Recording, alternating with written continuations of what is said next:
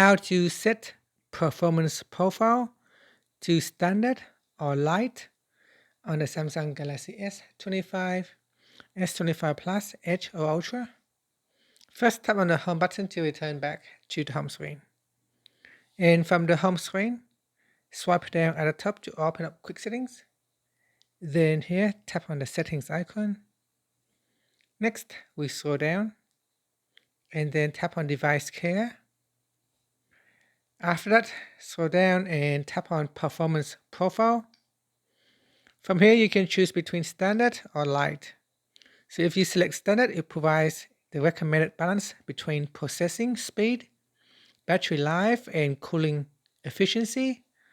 Or if you select light, it will prioritize battery life and cooling efficiency over processing speed. So select one of the available options and then tap on the home button to go back to the home screen. And that's it. Thank you for watching this video. If you find it helpful, please like and subscribe to my channel for more videos.